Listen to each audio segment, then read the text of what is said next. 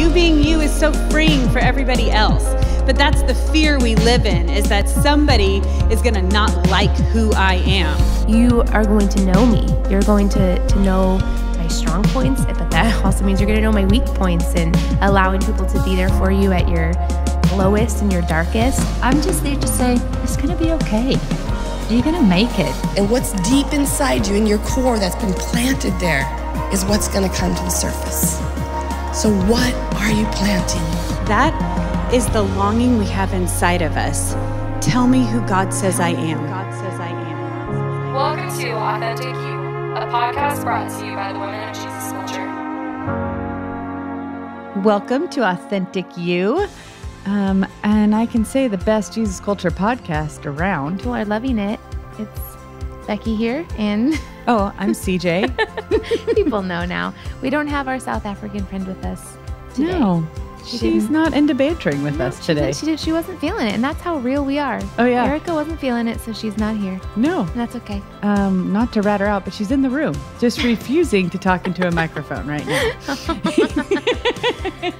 The tension is real. Well, You are all liars.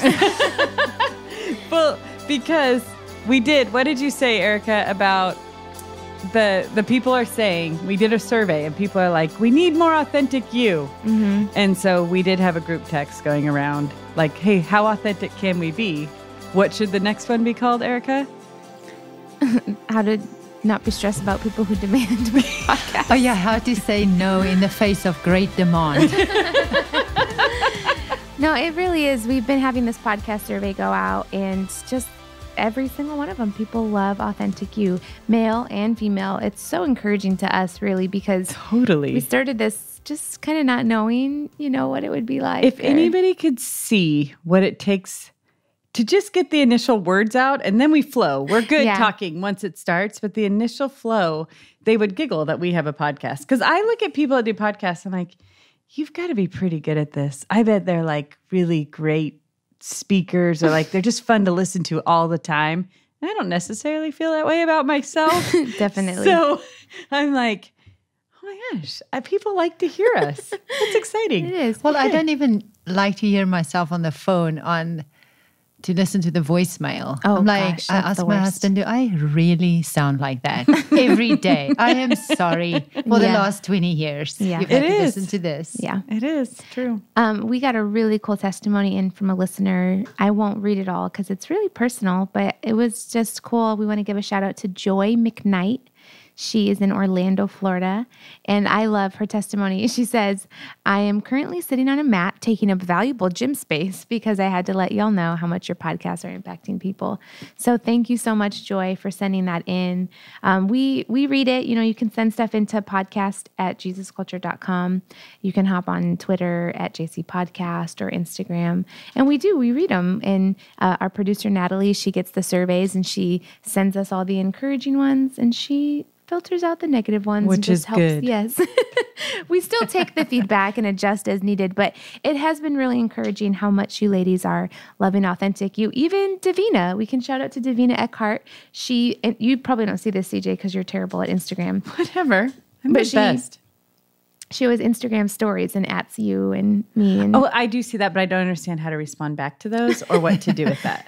so there you go, Davina. CJ saw it. Thank you I do. for There's it. like a little red dot that happens on my Instagram, and I'm like, oh look, did Davina send me a message? What does that mean? Sometimes Natalie does that too, I think. Yes. And I'm like, hey, Natalie sent me a message. I don't know what to do with that either. Sometimes I write back like am I texting you? I'm like, you're awesome or something. Oh my gosh. So thank you all so much for the encouraging feedback and the testimonies. It's really cool to see. It really is. It's humbling because we're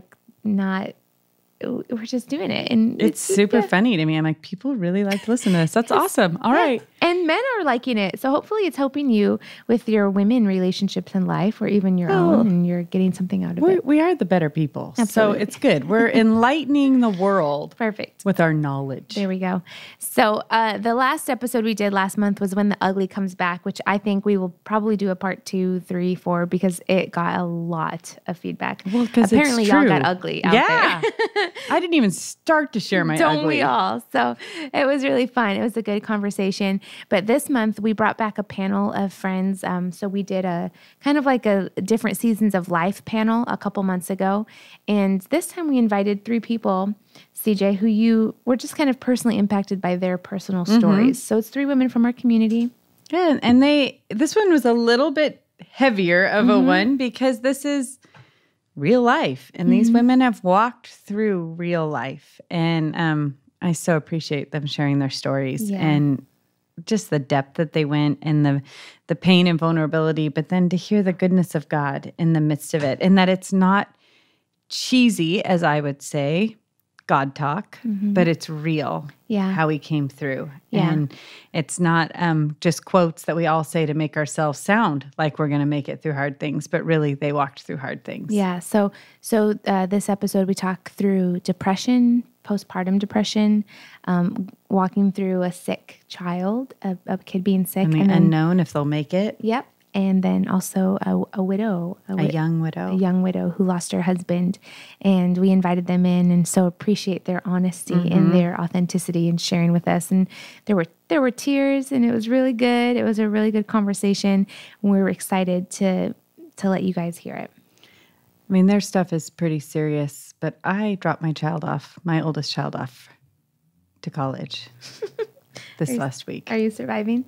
No, it's awful. Do you text her every 5 minutes? Yes. I restrained today. My goal today was not to text Ellie. Oh, good job. And I made her text me. Let's see. Nope, she didn't text me. Sad. But I just wanted to share with our wonderful listeners about a moment I had of my child growing up. And we're walking along and she needs to register and to get into her dorms. And we get there and she doesn't have proof of a vaccination. So they're like, go and print this out. And she has it on her phone. Go to the student center. And so me and her are, walking across a college campus is not an easy feat. So we're sprinting across the college campus. And my personality when I'm stressed is like, what are different options? What are different options? How can we fix this? So I'm like, what if we did this? What if we did this? What if we did this? And finally, and she is not so friendly when she's stressed. Let's just say she gets a tad bit grumpy, but I'm still offering ideas. And finally, Ellie goes, Mom, I need you to quit giving me options and just walk quickly next to me.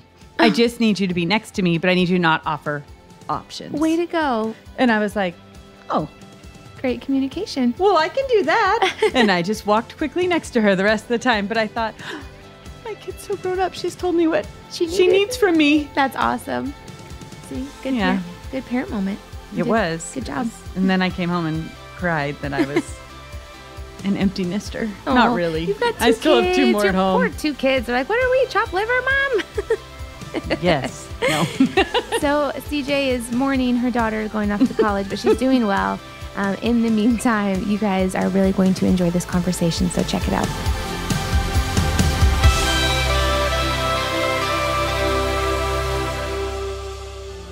The presence of God changes everything. With just one encounter, our lives, homes, and cities can be transformed. We're excited to gather for Encounter Conference 2018 in 2 locations, Sacramento, California, and Manchester, UK. During our 3 days together in each city, our heart is that you would have a life-changing encounter with the love and power of God, and that you would be equipped to walk in the fullness of His call on your life. Visit encounter18.com to register. Again, that's encounter18.com to register. Encounter18.com. All right, ladies, thank you for joining me. I'm sitting here with 3 amazing ladies that you guys have been blessed to hear from. They all have a story to tell, which I was just sitting in the office with Banning earlier, and we were talking about women in ministry. And I so have this passion that women would understand. I have something to tell. Please don't put me in a box. Don't put yourself in a box. Don't look at anybody else, but just what you have to share. So today, I'm excited for you guys to hear from 3 amazing women, and they're going to each introduce themselves. Hi, I'm Sarah. I'm a working mom with a rambunctious little 3-year-old, and I'm pregnant, so a little bit busy right now. And I'm Shannon. I am an at-home mom, and I have 4 girls. A little bit busy. I'm a little busy, yeah. Just a tad bit more. And I'm Priscilla. I am the accounting clerk here at Jesus Culture. Yeah, she didn't have a choice. We sucked her in here. We're like, this is part of your job. You sit down. No, I'm just kidding. We didn't really do that to her. She came willingly. I did. So we are going to start. We did this. We've done one other podcast with some ladies who shared their story. And so many of you guys responded back to us about how refreshing it was to hear real women share real life situations. And so we have a lot of amazing people around here. So we're just going to continue to pull them in so you guys can hear that, number one, you're not alone, and the tools to walk through hard things or great things or whatever it is we're walking through. So I'm going to have Sarah share first. And Sarah, we have known her since you were 11. Yeah, since I was 11. So I'm excited for you guys to hear just a bit of her story. Yeah, so I actually started dealing with depression, which is a lovely subject, when I was about 15, I think is when it was. It started being really, really heavy then, and I kind of went in and out and different things, but I think it really hit me recently really hard when I had my son. And so I got postpartum, and I thought, I'm not going to get it. Like every time I think with depression, I'm not going to fall back in. I'm not going to go there. And of course, hormones happen, babies happen, and it was just hell. It was horrible. So that's just kind of just a small snippet of what kind of my journey was. So I knew it beforehand, got even worse. So. I remember when you were first journeying, like trying to figure out, because man, in your early 20s and teen years, your emotions are all over the place. So like at any given day, you could probably go in and be diagnosed with something. Yeah. I mean, we're either anxious, we're manic. I mean, it's all, we're all over the place. So I remember you wrestling with, is there something wrong with me? And for some reason, you definitely did not want depression to be something you walked through. Yeah, my mom is bipolar. And so for me, it was like not accepting what my mom was. And I was like, I'm not going to be her. And like thinking that this disease like defined me was super hard. And I just thought like, if I have depression, I'm crazy. And I will always be crazy. So and that for me was the hardest thing to get over. So as you were walking after Lincoln was born, and I remember you sitting at home with Lincoln, and I remember the smile on your face the first couple of weeks. Like, this is the best thing ever. Yeah. And then it started to get harder. It was crazy because I felt like I was on high on life. Like, man, I've got this. You know, I remember going into the doctors at six weeks, and when they have you fill out that form, you know, like, are you sad? Are you having these thoughts? Like, if you remember those. And I was like, no, I'm great. And literally the next day it hit. And the next day I'm like, oh crap, I can't get out of bed. Oh crap, I'm really, really sad today. And I was like, why didn't my doctor follow up? Like, it was horrible. Wow. So I know for me, when I walked through anxiety or whenever you have something going on, like what were the thoughts or the things that were coming at you, the thoughts that were consuming you, or things you thought other people thought of you? Yeah, I think a lot of it was, I'm not a good mom. Like, I'm not actually happy that I have a baby. Like, I'm not grateful for my child. Like, and I just was so ashamed of myself, like that I couldn't be strong enough to be this mom that's always happy and that's like ready for this. Like, oh, you've got this. Like, you wake up every day and you just start your new day. Like, that's not what happened. Like, I'd wake up in the morning dreading the rest of the day. Yes. Like, oh crap, I have to live this day. Like, I don't want to live this day anymore. So, what were the things that were helpful to you that people said or did? For me, I needed sleep. I've found that with depression, I need sleep. So I had an amazing mother-in-law who would literally come down. And I remember once when I just, poor Corbin, I was on the floor for 3 hours, just done. And he called his mom and was like, hey, I need you down here. And she dropped work for a week and sat with Lincoln. Wow. Yeah. No, it's okay. It's what we do. We cry. It's still like... It still amazes me that I'm like, my mother-in-law, of all people, who has, you know, she has to work, she needs to make money, would come down and literally wake up with the baby, take the baby so I could nap. And that week was the most like refreshing week of my life because I was like, this is what I needed. Yeah. I needed somebody to sit while I slept. I call that a first down. It's like somebody helps you get a first down and you're like, oh my gosh, thank you. I've been stuck. I just needed some help. No, it was so good. It was wonderful. So when we did this before, there were 2 basic questions that we liked to ask each woman because I think when we walk through stuff, people are trying to be helpful, but they end up being super hurtful. And so I think, like one of the things we had a single woman on who had been single for a long time. We asked her, like, what is something you would want people to know, or what's one of the hard things? And she said that she's not invited places with couples. And I was like, oh my gosh, I've done that to people because I'm not meaning to. You think I don't want to make somebody feel bad. Yeah. Like they're going to feel awkward and I will just not do that for them. And in the end, you're actually hurting them. Yeah. So that's one of the questions that we want to ask. So in saying that, what are some of the things that were hard for you that people said? Yeah. I think for me, some of the things they said were like, and I understand, like, if you haven't fully gone through depression, you don't understand depression. You just won't. And it's okay that you don't understand depression. I don't need anyone to, but to like try to relate to it and say, I just decided to be happy one day, and so I wasn't depressed. It's so unhelpful because I'm like, okay, so I'm not strong enough to decide that I'm happy. Like, I'm now harder on myself because I'm weak, because I'm like, oh crap, well, they could decide to be happy. Why can't I decide to be happy? Totally. So that's always been the most unhelpful thing. I'm like, I can't, I wake up every day, I'm gonna be happy. And then I'm just not, like, and it's like worse. So I think that was really unhelpful. And then just from a baby standpoint, I know a lot of women don't like their babies being held at first, like sickness. I'm actually one that loves my baby being held because that means I get a break. And so everyone was so afraid to take him. And so like, I don't want to offend you, that I'm like, no, please, I don't want to make you take him because I think you don't like him as much as I do right now. Just take him. Like, or it's a sign of weakness if I pass my kid off. Yes, and I feel like, oh, I'm not a good mom because I want to hold him 24/7. Like, okay, no, just take my baby. It's fine. I don't mind. So that's been one of my favorite things. So I get to be a mom in so many ways to Sarah and Becky, but they are completely different moms. And it has been so fun to watch, and that there's no right or wrong way to be a mom. Yeah. And so you get to see like one that wants to sit all day and hold the baby, and one that's like, I need a breather. Yeah. And it makes...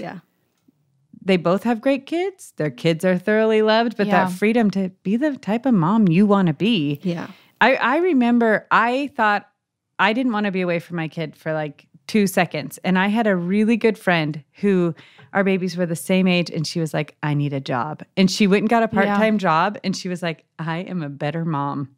I am a better mom. I take 4 hours every day and go answer telephones. And because of that, I like my kid more. Yes, totally. Yeah, and I remember that was like a huge, I was like, I need to remember this. Yeah. Because not everybody's like me. And if I had to do that, I would not be a nice mom. So like recognizing like, I need to know me. Definitely. Yeah. No, that's really good, Sarah. That's really good. Thank you for sharing. I know our journeys are so vulnerable, and it can be. It's hard for sure. But there are so many people that walk through depression and feel like, what is wrong with me? Yeah. Especially after they have their babies. It amazes me when I hear later, I kind of like, what? You walked through that alone, and none of us knew you were wondering if you're going to make each day, you know? Yeah. Definitely. Yeah, I think the best thing that I've learned after all of it was that it does stop. Like depression wasn't forever. Like for me, it was 2 years. Yeah. And I've had bouts where it's 2-3 years, but it ends. There is a moment, and I can't tell you when or how or why, but it just ends finally, which is amazing. Yes, absolutely. It always ends. Yeah. Oh my gosh. Yes. I tell myself that a lot. It always ends. One day I'm going to feel better. It's good. Yeah. Totally. I want to hear from Shannon now, and you guys are all going to really love her. She makes everything beautiful in our environment. You're so sweet. It's true. We So my favorite thing ever is we asked somebody to help do our women's night to make it pretty. So there's like 3 of them, and they basically bring all their home decorations, collaborate it all together, and then make it look awesome. Do you know how many people tell me all the time, like, wow, you decorate so beautifully. And I go up and down between just completely taking credit. It's all good. Absolutely. You can take Thank it, you. girl. Yes, that's mine. Yeah, I'm here to make you look good. No, it is funny. We undecorate our homes every women's meeting, and then we just set it up at church. I see you bring it in crates and flowers, all stuff. I'm like, oh, I want that from my house. That's awesome. It works. Beauty of a startup. So Shannon shared a little bit of her journey at one of the women's nights. As she was coming here, I just felt like there's another part of her journey that I think so many women and men have walked through or are walking through, that it could bring a lot of freedom to truth and hope to hear about. So, as I said, we have 4 girls, and our youngest is 3 now, and her name's Penelope. And when she was 2 weeks old, she came down with bacterial meningitis. And I've never gone through sickness with one of my little ones before like this. And I've always felt like it was because I had a lot of faith. And I always believed so much that, like, following the Lord, we wouldn't face that. And so I was completely blindsided when she got bacterial meningitis as a 2-week-old, and she was having seizures. Her fever was, 104. And, infants aren't supposed to have a fever because their immune system isn't developed yet. And so it pretty much means if they have a fever, they've got meningitis, and in a lot of cases. But I didn't totally know that. But I just remember her spiking the fever in the middle of the night and feeding her and going, this is not normal. And I remember putting her down on the floor, and I turned the lamp on and got my Bible out, and I read Psalm 91 over her because I felt like we were about to walk through something really heavy. And I was still in my mind trying to tell myself, it's just a cold. She just has a cold. Right. She's going to be fine. But I felt the weight of the unknown. And I remember reading Psalm 91 over her going, okay, God, we're going to walk through something, and you got to be with us. Yes. And he was. Oh, he so was. But anyways, so that began a month-long process. We went to the hospital and, found out she had that. They did a lumbar puncture and saw her spinal fluid was cloudy and said, yep, she's got meningitis, and it's one of the worst kinds. And if she survives, she'll have a whole road ahead of her life will be filled with developmental delays and disabilities. Right. And we won't know till we get there, was what they kept saying. And, we'll just wait and see what's wrong with her. And so we were in the hospital for a month, about 35 days with her, while our 3 other girls were at home, being cared for by grandparents and church members, anybody. So many people jumped in to help us in that time, and it was just amazing. But yeah, so she got better. God totally spared us, but we walked through it. We walked through the fire with that one. And I'd never experienced that kind of low feeling before, where you really, truly don't know if your baby is going to make it or not. I remember, the hashtag Pray for Penelope was out there. It was very scary. It was not she'll get better. We just got to pray for her to get better. It was like, well, even if she gets better, we don't know. Because each time you go in now for does she still do the yearly, or are you done with those? No, she still has a yearly neurologist appointment until she's a teenager, I believe. But it used to be every couple months. Now it's just once a year. And they look for all the developmental delays and to see what's wrong with her. And every time they're amazed. Every time. It's a total miracle that she's okay. She has absolutely zero effects on her system from going through that. And they really thought her organs would be damaged, her hearing. They suspected a lot of things. But our neurologist is like the sweetest man. And every time we go in there, he he just looks me dead in the eye. It's like he feels like he has to communicate it again. And he looks me in the eye and says, I look for what is wrong and I don't find it.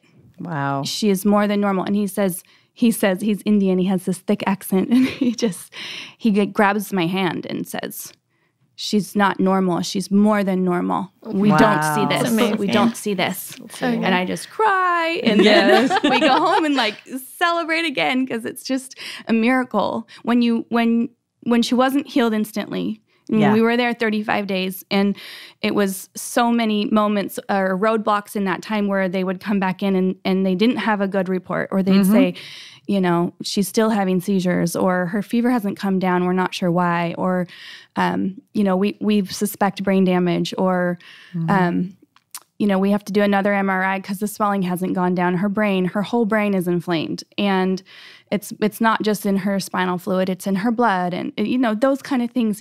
They feel like such giants. I just remember just, you know, being so rocked because I've never had a moment where I looked at God and said, I don't know if you're going to save me. I don't know if you're going to save my baby. I know you can, but I don't know if you will. Right.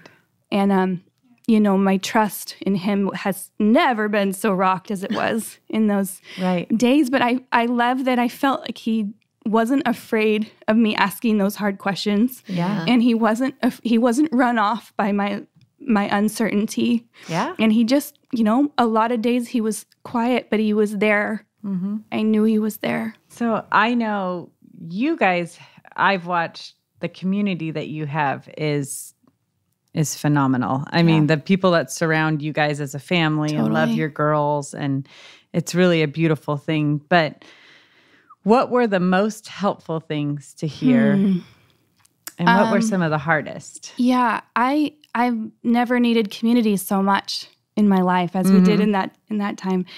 And I was so blessed by it, from everyone who brought meals to the girls at home. You know, they would run shifts. They would come drop off food. They would take them out for play dates, and I knew that they were covered. I didn't worry about the girls at home, and that was huge. So I could really be present at the hospital and with Penelope. But I would say that probably the biggest thing that helped me in that time was one of our dear friends, Katie Torwalt. She started gathering testimonies for me one day. She put on her social media, she said, anybody who's ever had an infant with meningitis, send me your testimony. Anybody you've ever heard of that had this and got healed from it, send it to me. And so people from all over the world started commenting on her thread and sending their testimonies of their kids or their mom or their brother or their friend who had the same thing and got healed. And she just would sit in the hospital room every time a new one came up and read me the testimonies of people that got healed from it. And that was such a turning point for me, hearing the hope in those testimonies. It turned around in my heart of being confident and just at least hoping, knowing, okay, he's done it before. He can do it for us. He can do it for us. It just brought so much hope. I didn't have a lot of faith for myself in that time. So other people who would come into the hospital room and have faith for her, I was riding on their faith. I wasn't sure still, but I was able to get a little bit higher on their wings. Yeah. And it's not just people who say, "Oh, it's going to be okay." No. That was hard. You know, that didn't help me. But the people who dared to be vulnerable enough to say, in faith, God is going to do something amazing. Jesus is in her right now, turning things around. Who, you know, they probably didn't know for sure either, and it's vulnerable to say, to have faith and speak it to somebody if you don't know it's going to happen or not. But that really did lift me. When really someone would have faith and speak it in the room. You know what I love is that, well, I don't love this, but I think it's powerful, is that you said you thought you had enough faith and you walked with Jesus well enough, none of this stuff would happen to you. Yeah. And I love that then in the midst, you didn't have faith because we're scared. So scared. And that's real. And God still came through. Yeah. Because he's not detained by us. Yeah. You know, like, we partner and we pray and we seek him, but there are times that we don't have it and he still shows up. Because if it was dependent on me for God to show up in my life, Yeah. I would be in trouble. Yeah.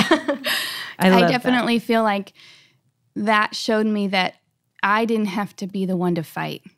Of course we do. We warfare and we pray and we do our fighting with the Lord. But I really felt like he didn't want me to be fighting. He was just wanting me to rest, and he wanted to do the fighting for us. I would love to hear from you now, Priscilla. Well, everybody would love to hear from you, Priscilla. Now, she has a very big story. Yeah. And we have you on here because you are like an inspiration to so. Like I hear it on a regular basis. Like, do you know Priscilla's story? She's amazing. Thanks. And so I'm excited for our podcast listeners to also get to hear your story. Yeah. So I am 30 years old, and almost 3 years ago, my husband passed away from cancer. And it was the hardest time of my life. Yeah. But it's also the time where I have encountered God the most. Yeah. And just to give you guys some, look into my life, he was diagnosed with lymphoma. And we just kind of went through the whole process of chemo and just being in the hospital. And luckily, throughout this whole time, we were always asking God to heal. Yeah. That was always the goal. God heal, God heal. But, we went through the whole, chemo, and he ended up getting into remission. And we were so thankful. And we're like, yes, when a few months he was still in remission, we were just like, hey, this is done. That was it. Now we get to, live on with our lives and, have a family. We bought a house in the middle of that, all that, and just being like, okay, that was just a phase, or something that, we went through, came out, Lord was there with us. And then he got re-diagnosed. It came back. Wow. And this time the doctor was like, yeah, this time it's more aggressive. Whenever a cancer comes back, it's not good. Okay. And so we were just like, okay, God, we're trusting you again that, we're going to come out of this. And sure enough, it just kept getting worse, and the cancer got more and more aggressive, and tried different, chemos. We were at Stanford, so we knew we were in a good place according to the doctors, but nothing was working. And finally, when they told us there was nothing else we can do, he was gone within a week. Wow. So it was really quick. Yeah. And so I just throughout this whole time, I was still, trusting that the Lord was going to heal him. Even the day of, I was like, God, you can if you want to. Yeah. But, it didn't happen. And so that kind of put me into this new, oh Lord, okay, what do I do now? You know what I mean? We were believing for something and it didn't happen. So at that point I kind of sat down after everything had happened. I was at home and I sat on my bed and I just imagined looking at Jesus sitting on my bed with me. And I'm like, okay, what do you want me to do now? What happens next? And so I basically told him, I'm like, the only way I'm going to get through this is if you show up in a big, big way, because I don't know how I'm going to do it on my own. And so I made a choice to take this full stride ahead. I'm going to do this with you. So I actually started going to Jesus Culture 3 weeks after he passed away, because I need something supernatural. And I know I've heard that Jesus Culture is in that business. And I need to encounter you. And I remember hearing Jesus Culture having that word, oh, you encounter the Lord. I had known of Jesus, but I had never really, encountered his presence and the Holy Spirit. And so I was like, well, that's what they say, so I'm going to go and try it out. So I actually started going 3 weeks. And I remember just even the first day I was there, Banning spoke about a widow. And I was kind of blown away, okay, this is where I need to be. And so just my whole journey with the Lord, kind of started there, and I started experiencing him supernaturally, and that increased my faith. It increased just my outlook on what life was going to look like after this.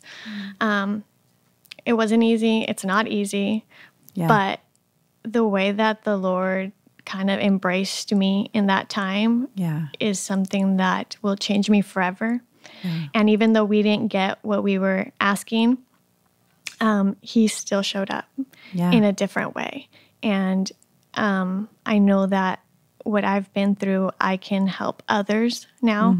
That people go through loss. I'm not the only one. Nope. So I want people to know that even in the middle of the ugliest thing that could happen to you, Jesus is there. And he's going to show up in a big, big way. And you're going to be astounded by the love that he will, give you and carry you. I think, it's so easy in the church to talk about the healings and the breakthroughs. Like, let's just focus on those things. I feel good. I feel good when we do that. But when you've been on the other side, I've lost a couple of brothers, but one of my brothers was shot and it hit like 5 major organs, 1 bullet. And then like 3 weeks later, there was a police officer shot down the road from me and he was shot 3 times in the chest and he lived and it was no big deal. Like he was like in and out of the hospital and you're like, and I just remember wrestling through like, I know you, God, and you are a good God. Yeah. And you actually could have saved my brother. Like, it's not that he couldn't, but you wrestle with that. And I feel like this is where, like, your choice of like, I am going to just chase after the Lord because I know I can't do this on my own. Yeah. And I think I know the Lord can turn everything to good. He's right there with us through it all. But it is an honest thing to wrestle with we know he can heal. Yeah. That's not in question, even though he didn't.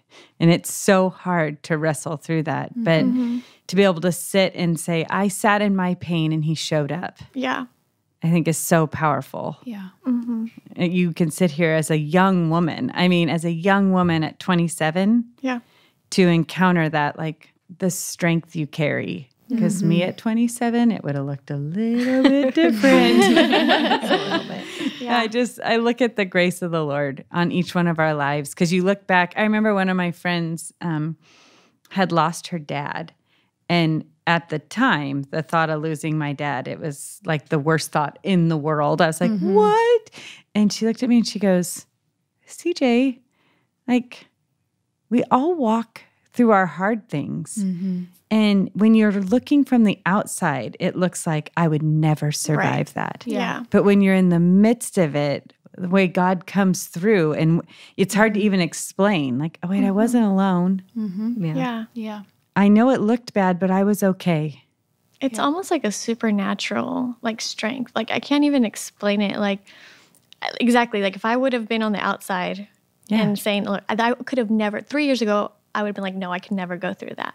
But it's incredible how it is supernatural. Like, I think the peace and the strength that I had, especially that first year, was 100% supernatural. Wow. It's amazing. 100%. Like, there's no doubt. There's nothing in me special that could be like, I'm just stronger than anybody I'm better else. than everyone. You know what I mean? Like, so I know 100% it's first of all, the prayers of everyone that was just praying for me. And then just like God's love and grace, and knowing that, hey, I don't want you to go through this, but I'm going to be there, in the middle of, the ugliest thing that could have happened to you. So I would love to know, because I feel like, if you haven't walked through with somebody who's sick, if you haven't truly been there or supported a friend who's walking through cancer or a family member, I don't think we necessarily know what is helpful. yeah. So could you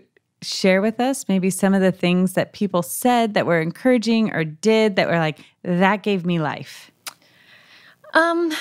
I think that just genuine people that genuinely want to kind of walk with you through this would look like, sending you a text message. Not necessarily, like, for me, I don't want you to call me. Like, I don't want to talk.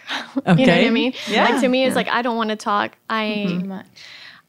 but I'll read a message and that will help me. Like if it's a verse or just a word of encouragement, or things, like if you want to do something, do something. You know what I mean? Like a lot of people like, what can I do? Or like, let me know if you need anything. That one was I agree with that. Especially like after, it happened, they were like, let me know if I can do it. Okay, don't put it on me. If you want to do something, do something. You know what I mean? good. Like, Yeah, that's really good. Send, I don't know. Gift cards, flowers, anything. Food, just anything. Yeah, but don't put it on me on top of everything I'm going through to like think of what.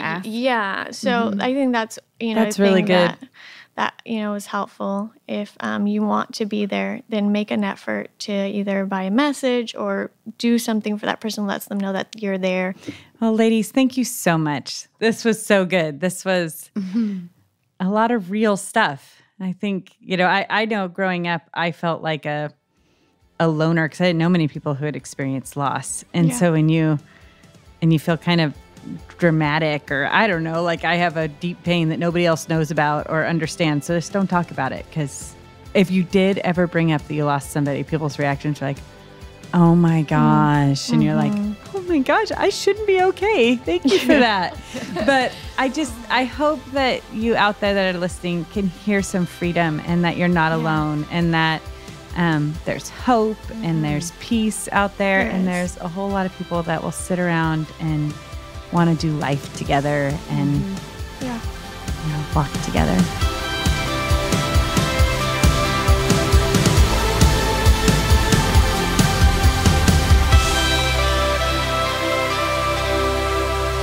Well, that was so good. I am so appreciative again of these ladies sharing their story. I hope you guys each heard just that how we can impact each other.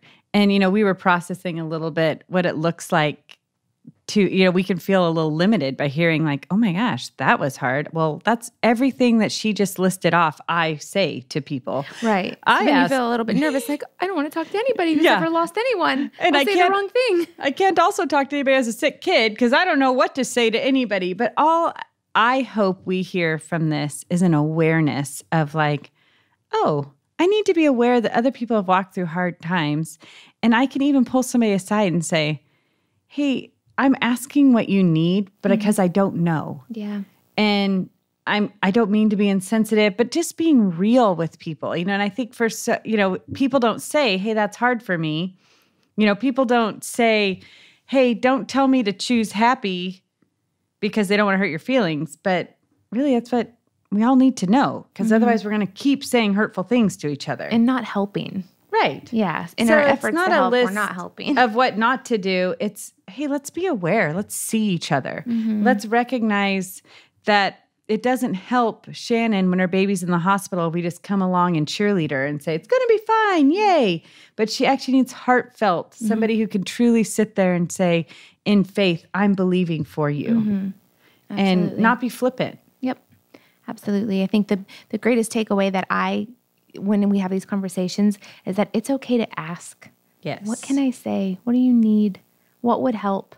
And give those women space to say, I just need you to walk quickly next to me and not give me ideas, Quit telling me ideas where to print things out. So we challenge you to, get around the people in your life and in community, ask those questions. Yeah. Don't assume that you know, and don't be powerless or voiceless. Ask them, how can I help you? I don't know what to say. It's okay to say that. I love when people say to me, I don't know what to say. I'm like, that's perfect. Just be here. So hopefully you guys were encouraged, and it was a great conversation. Yeah. And we don't know what we'll talk about next month, because that's just not how we roll. So we will figure it out, and then we'll see you next month. Yeah, we'll let you know.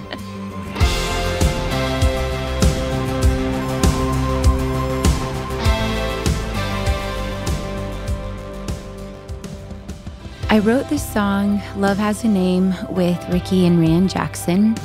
And we wanted to write a song that declares who God is, and who God is in every situation, in every circumstance, in every season. Not just a song that speaks to his goodness and his kindness, but who he becomes for us in everything that we're walking through. So when I'm in a difficult season or a hard storm that I'm facing, he becomes my victory and my breakthrough and the strength that I lean on and depend on. And when I'm walking through a place that feels lonely or a place where I feel overcome with grief or sadness or anything else, he becomes my joy and my peace and the love that carries me through that. So this song, when I'm singing it, it makes me feel really excited and really hopeful. And also, it's so powerful just to declare who he is and who he is to you. And I think this song is a song that everyone can grab hold of and sing with all their heart, because there's something in there for everyone to connect with. There's something in there that speaks to all of us in different seasons and different places. The latest album from Jesus Culture, Love Has a Name, is available worldwide, featuring 12 brand new songs recorded live at Jesus Culture Sacramento. Get your copy today. Order the CD at store.jesusculture.com with the code JCLP3 for $3 off. Again, that's store.jesusculture.com and the code is JCLP3.